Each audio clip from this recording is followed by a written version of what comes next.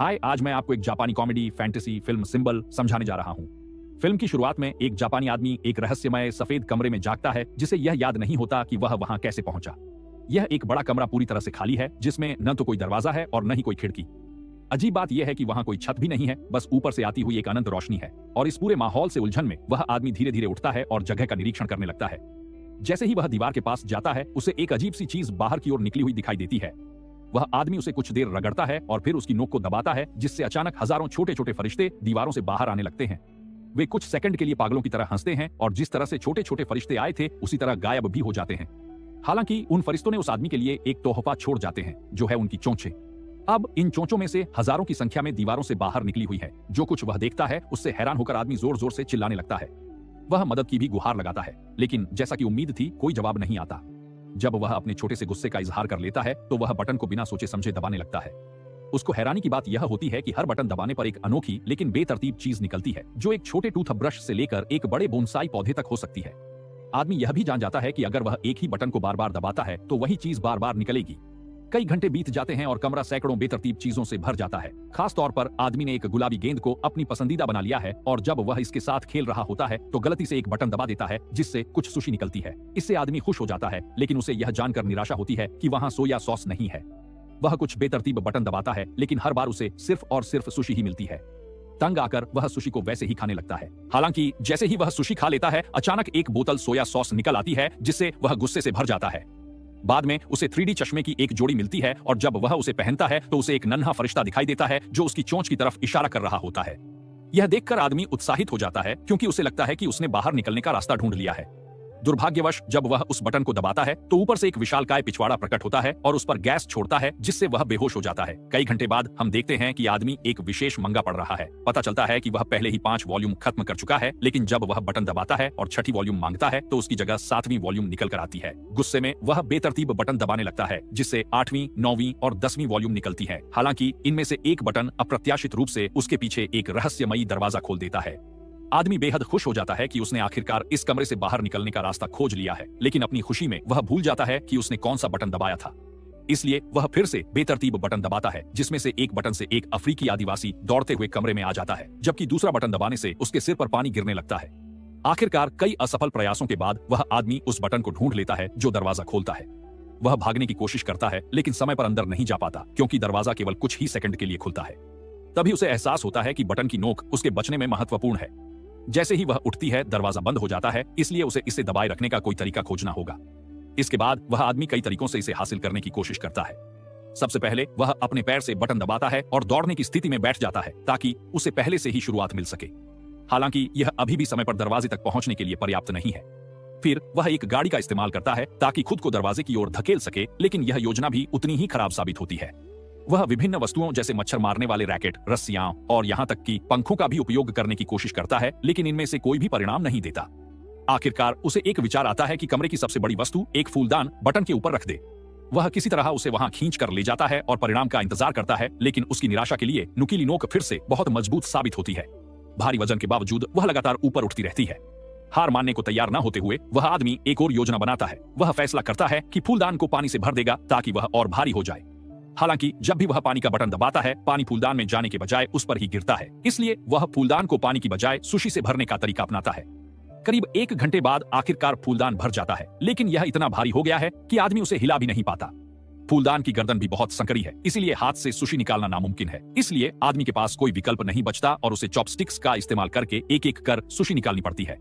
यह काम उसे कुछ और घंटों तक व्यस्त रखता है और जब वह पूरा कर लेता है तो वह इसे बटन के पास ले जाता है, लेकिन तब तक आदमी यह भूल चुका होता है कि दरवाजे की ओर जाने वाला बटन कौन सा है। जब वह एक बटन को आजमाता है तो एक अफ्रीकी आदिवासी व्यक्ति अचानक प्रकट होता है और गलती से फूलदान से टकरा जाता है, जिससे वह 2 हिस्सों में टूट जाता है। यह देखकर आदमी सदमे में आ जाता है और पागलों की तरह चिल्लाने लगता है। जब वह शांत होता है तो वह बटन को दबाए रखने के कुछ और तरीके आजमाता है, जैसे कि उसे सुशी से ढक देना या उस पर टेप लगा देना। दुर्भाग्यवश इनमें से कोई भी काम नहीं करता और आखिरकार वह आदमी हार मान लेता है। अगले दृश्य में एक झपकी से जागने के बाद वह आदमी अपने दांत ब्रश करने का फैसला करता है। वह पानी के बटन की ओर हाथ बढ़ाता है, लेकिन गलत बटन दबा देता है, जिससे छत से एक लंबी रस्सी नीचे आ जाती है। यह देखकर उसे खुशी होती है, क्योंकि उसके दिमाग में एक नया विचार आता है। वह रस्सी का इस्तेमाल करता है और बटन दबाने के बाद पूरे कमरे में झूलता है। उसकी खुशी का ठिकाना नहीं रहता जब यह योजना काम कर जाती है और वह आखिरकार दरवाजे के अंदर प्रवेश कर जाता है। हालांकि अंदर जाकर उसे एक और दरवाजा मिलता है जिस पर ताला लगा होता है। जब उसकी सभी कोशिशें उसे खोलने में नाकाम रहती हैं, तो वह कमरे में लौट आता है। ठीक तभी दरवाजा बंद होने वाला होता है। आदमी इस बात से बेहद नाराज होता है कि वह फिर से असफल हो गया है, इसलिए वह गुस्से में दीवार पर लात मारता है और गलती से एक बटन दबा देता है। उसकी हैरानी की कोई सीमा नहीं रहती जब वह देखता है कि एक चाबी हवा में तैरने लगती है, जो शायद उस गुप्त दरवाजे को खोलने वाली चाबी है। हालांकि पिछली बार की तरह ही जैसे ही बटन का नुकीला सिरा ऊपर उठता है, चाबी तुरंत गायब हो जाती है। अब आदमी को न केवल चाबी वापस लानी है, बल्कि पहले दरवाजे को भी खोलना है। उसे 2 बटन दबाने होंगे और कुछ ही सेकंडों में काम पूरा करना होगा। यह काम एक बड़ा और कठिन है, लेकिन दृढ़ संकल्पित आदमी इतनी आसानी से हार मानने वाला नहीं है। वह उसी रस्सी का इस्तेमाल करता है और दूसरी तरफ झूलकर चाबी तक पहुंचने की कोशिश करता है। हालांकि वह पर्याप्त गति नहीं बना पाता, जिसकी वजह से वह बीच में ही रुक जाता है। कई प्रयासों के बाद वह आदमी जमीन पर गिर जाता है और तभी उसे एक प्लंजर नजर आता है। यह उसे स्पष्ट रूप से एक और चालाक विचार देता है। वह प्लंजर का इस्तेमाल करके खुद को रस्सी पर धक्का देता है, जिससे आखिरकार वह चाबी तक पहुंचने में सफल हो जाता है। फिर वह कमरे के दूसरी तरफ जाता है, पहले दरवाजे का बटन दबाता है और तेजी से वहां झूलकर पहुंच जाता है। केवल दूसरे प्रयास में ही वह सफल हो जाता है और खुशी खुशी दरवाजे के अंदर प्रवेश करता है। वहां वह तुरंत चाबी को दूसरे दरवाजे में लगाकर उसे घुमाता है, लेकिन दरवाजा नहीं खुलता। तभी उसे एहसास होता है कि वहां एक और ताला है, जिसे खोलने के लिए 3 अंकों का पासकोड चाहिए। गुस्से से भरकर वह आदमी बाहर की ओर दौड़ता है और झुंझलाहट में प्लंजर फेंक देता है। वह दीवार से टकराता है और एक बटन को सक्रिय कर देता है, जिससे फिर से अफ्रीकी आदिवासी व्यक्ति बाहर आ जाता है। जब आदमी उसकी तरफ देखता है तो वह हैरानी से उसके माथे पर 3 अंक देखता है। यह समझते हुए कि यह दूसरे दरवाजे का पासकोड है, वह फिर से उत्साहित हो जाता है और एक बार फिर झूलना शुरू कर देता है। हालांकि क्योंकि उसके पास समय सीमित है, वह पूरी प्रक्रिया 3 बार दोहराता है, प्रत्येक बार ताले के 1 अंक के लिए। अंततः वह दूसरे दरवाजे का ताला खोलने में सफल हो जाता है। दरवाजा थोड़ा अटका होता है, इसलिए वह उसे जोर लगाकर खींचने लगता है, लेकिन उसी समय पहला दरवाजा बंद हो जाता है। अब उसके पास दूसरा दरवाजा खोलने के लिए पर्याप्त जगह नहीं होती, जिससे वह अंधेरे और तंग कमरे में फंस जाता है। घंटों बीतते जाते हैं और उसकी गुस्सा धीरे धीरे डर में बदलने लगती है। वह उस समय को याद करता है जब उसने दूसरे कमरे में अच्छा समय बिताया था, जो बड़ा और विशाल था। उसके पास वहां रहने और खुद का मनोरंजन करने के लिए सारी सुविधाएं थीं, लेकिन उसने उनकी कभी पर्याप्त सराहना नहीं की। तभी आदमी को दीवार से आती एक हल्की हवा का एहसास होता है और वह देखता है कि उसमें एक दरार है। वह उसे धक्का देता है और आश्चर्यजनक रूप से वह आसानी से सरक कर हट जाती है। आदमी फिर उस कमरे से बाहर निकलता है और अपनी बची हुई सारी ताकत से दौड़ने लगता है। जल्द ही वह एक अलौकिक गलियारे में पहुंचता है जो अंधेरे में तैर रहा है। हर दरवाजा एक जैसा दिखता है, लेकिन आदमी घंटों और फिर दिनों तक दौड़ता रहता है। उसके कपड़ों का रंग फीका पड़ चुका है और उसके बाल काफी लंबे हो चुके हैं, लेकिन वह रुकता नहीं है। आखिरकार वह एक कमरे में पहुंचता है जो काफी हद तक उसी कमरे जैसा है जिसमें वह फिल्म की शुरुआत में जागा था।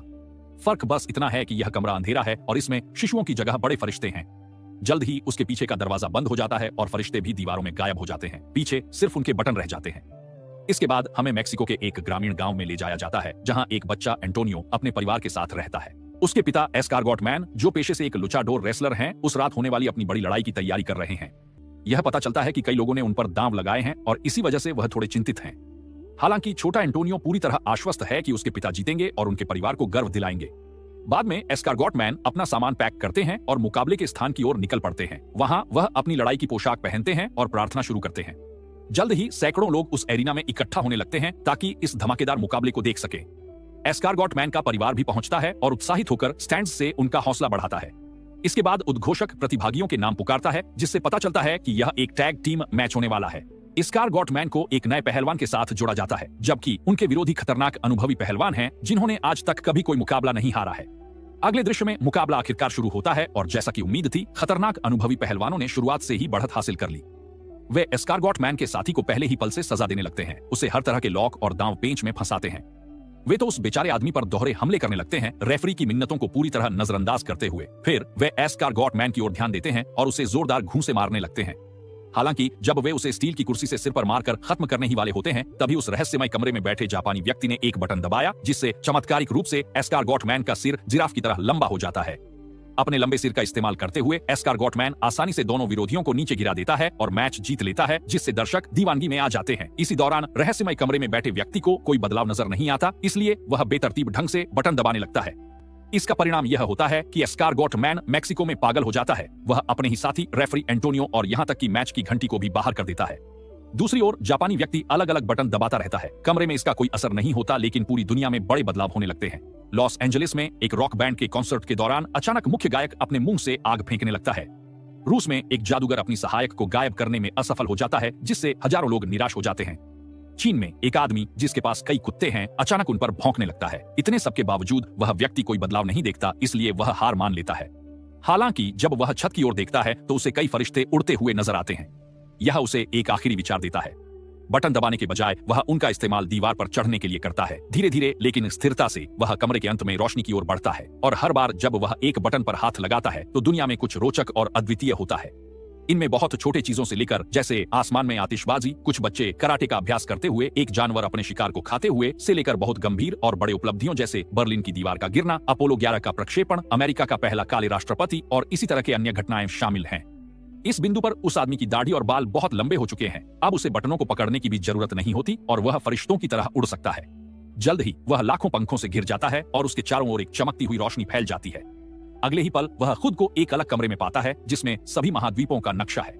उसके बगल में एक विशाल चोंच है जिसमें और भी आश्चर्य छिपे हुए प्रतीत होते हैं। फिल्म का अंत तब होता है जब वह आदमी आगे बढ़कर उसे दबाने के लिए झपटता है।